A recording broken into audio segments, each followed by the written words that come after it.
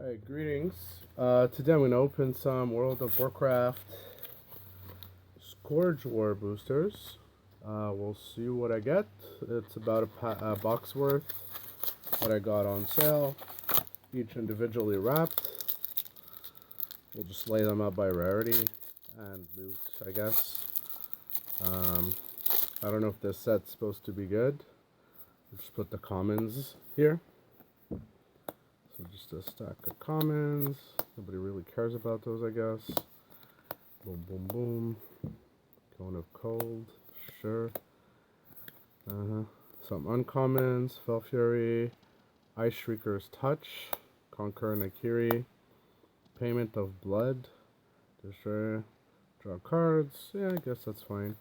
This thing, which is kind of useless now that the game is dead, but sure, whatever. We have a hero. He's a Scourge hero. His ability, you remove a Scourge ally from your graveyard. He deals 1 melee damage and 1 range damage to target attacker. Kind of defensive, but also doesn't cost you resources. His deck building ability says you can only pack certain cards, so it's kind of hard to make a deck, I guess. Then we have a rare called Journey's End. If you have a specific hero, it does something. Another hero. I'm guessing that's not one of the big ones. Then you have a few Scourge ally commons. I'll just put those aside here. Move on to the next pack. Yeah, that's going to be a little painful to do for 44 boosters, but sure, hang in there. I will check it out. More commons, right? Freezing Arrow, the Boon of Alexstrasza. I believe that was actually pretty played. Divert, Venom Moonshot, Stronghold. Alright, in the little commons pile. Here we have some uncommons. Busher, God Blast, Heroic Throw, you toss your weapon. Nice Shrieker's Touch again. This thingy again is useless. Another Scourge hero, doesn't cost any mana ability. I guess it's fine. Frost Strike, so deals frost damage equal to the attack of weapons. So again, you need weapons. Seems a little too conditional. Guess I'll just move the rares over here where they're a little more prominent. Right, and a few more commons. So just stack those. Hopefully we'll get a loot or something relevant. Maybe a rare or an epic that looks kind of spicy. So far, nothing of that sort. And again, I got these for pretty cheap, so it's not really going to matter overall. Here we have a few quests. Those see play. I remember that one was pretty decent. Some more. The usual stack of common suspects you'll be seeing a lot. Some uncommons. I believe this one is... Nah, not that good. Colossal Totem. That's a pretty fat totem. We'll put this here. Here's another restrictive hero for the Scourge. With a bunch of deck building requirements that you can, I guess, check out online. It's not really great. We have Deathlord Jones. I remember playing him in a Death Knight themed, more casually deck, but I think he was actually reprinted because he actually saw some decent play. And here we have more commons that I'll just stack here. So there's probably going to be a pretty big stack of commons. I might have to clear it after. The artwork on these cards is so nice though. Like, I mean, even commons looked super nice compared to like some other card games. Again, Boon of Alexstrasza is probably one of the better ones. I believe this one is pretty good. Draw 2 cards. If you have 3 or more cards in your hand, discard 2 cards. But I believe like at an empty hand or like at 1 card, right? Like it's pretty decent. Then we get rid of these commons.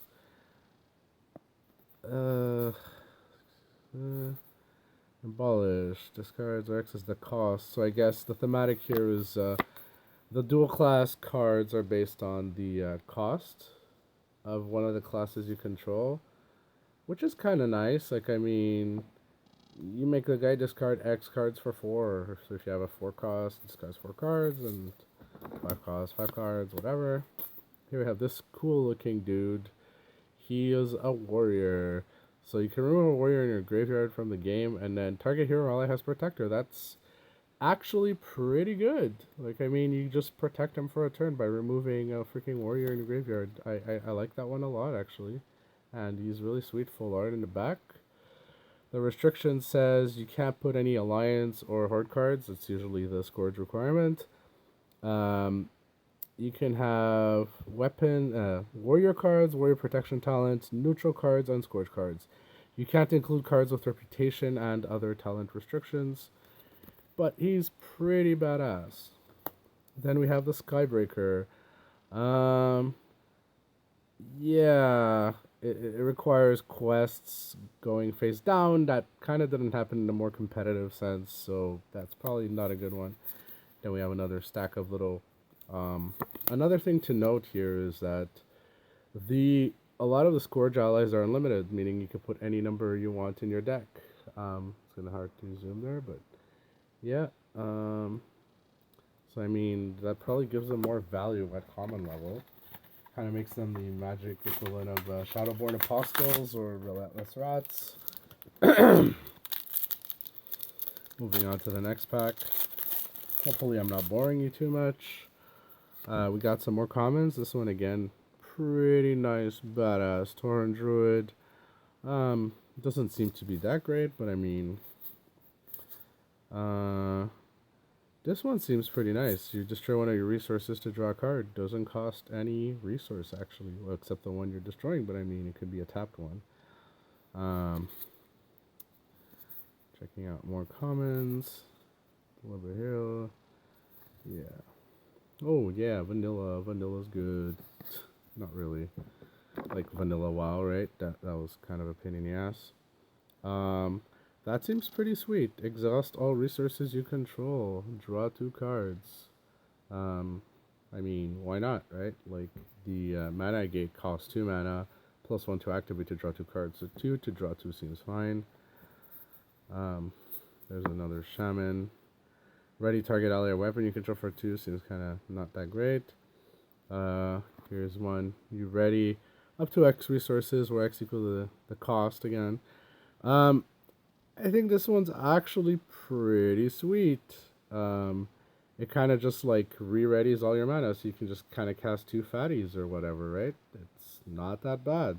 For an uncommon, I'm pretty impressed. Another little thingy. So now we have the Death Knight Scourge hero. So on your turn, you can flip him, remove a Death Knight from your graveyard, and what happens? Target ally has -4 attack. Meh. It basically saves you some damage while you're attacking an ally, or you're not trading with one of your other creatures. And again, he looks pretty cool. He kind of looks like a White Walker from Game of Thrones. Here's the rare. So it's a 6-cost weapon. You can pay 5 less to strike with this weapon if you have a card with the same name as this weapon in your graveyard. It's good. Like, you can play a lot of little like cycling effects, like draw this card, and it's freaking a 6-cost, 8 damage weapon that could potentially cost 0 to swing with. Gotta be playing Death Knight Paladin or Warrior, but give it a shot. The rare pile goes here. Next we have a few commons. Again, you have the unlimited Scourge allies.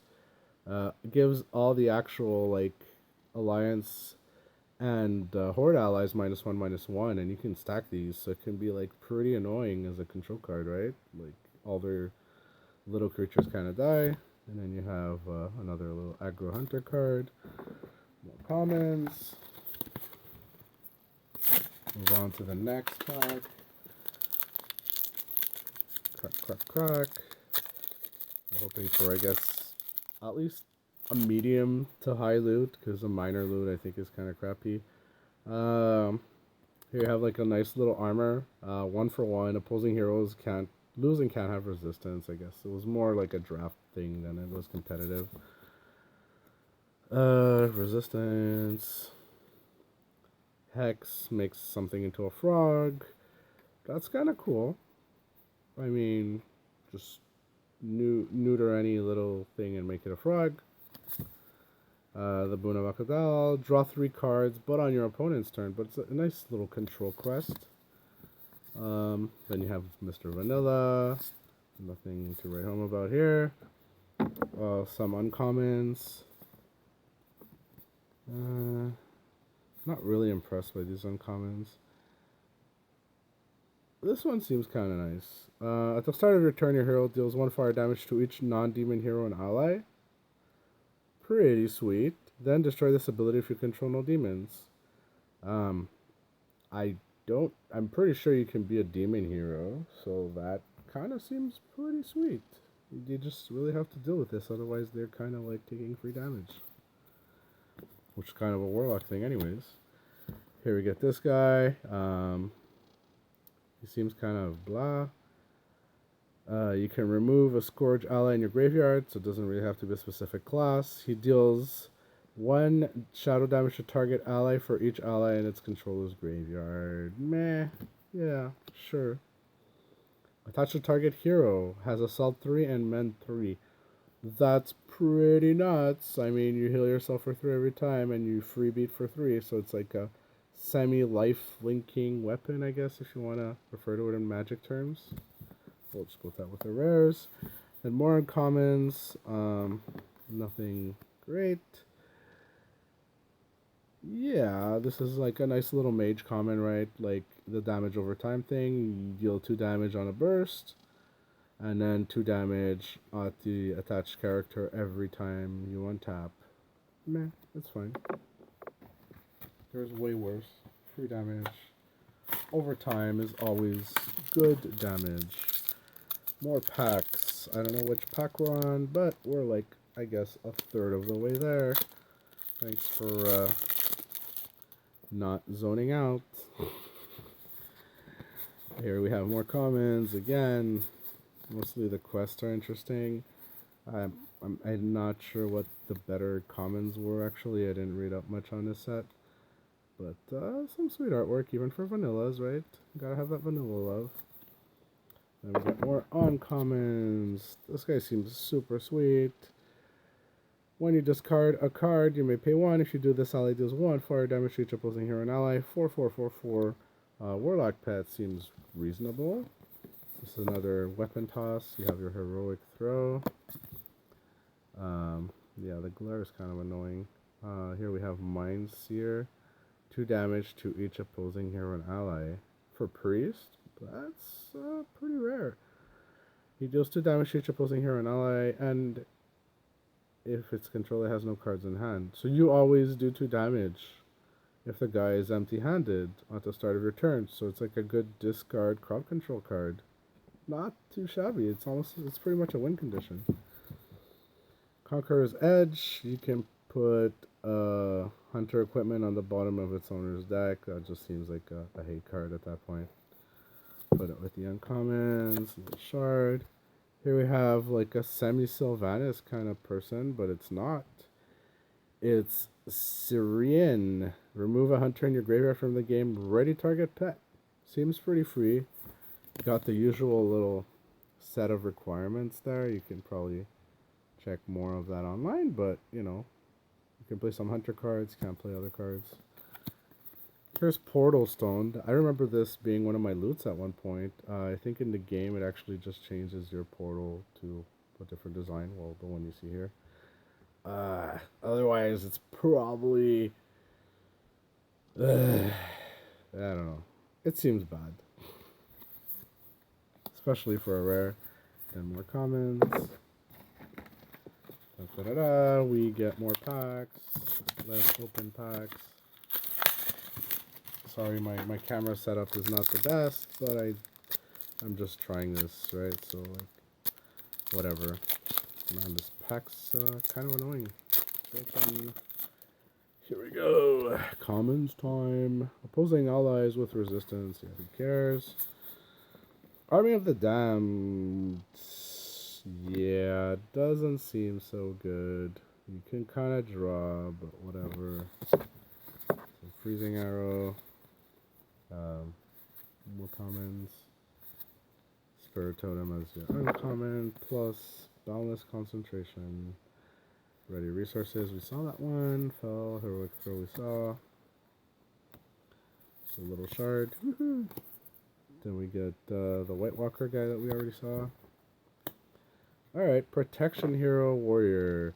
So you have an ongoing ability where your warrior abilities and equipment in your hand are instant until you play a card. So you get a flash, one-time flash thingy. It costs you nothing. It's just your commitment to being a protection hero. Other than that, you're basically dropping it on turn 1, and you can do some cool little things like protect yourself with a weapon or a shield. It seems kind of nice. I'm not sure it would have seen competitive play, but I like it. I really think it's a nice little innovation on their end. Then more. Oh, I don't think I saw that one much, but prevent. Oh, that's pretty sweet. It's a common. You prevent all Horde and Alliance damage allies that those allies would deal to this guy. So you could just freely swing, right? Then again, he costs 6. It's kind of steep. Alright. Man, that extra cardboard I'm going to waste. I guess I'll open a box of something else next time.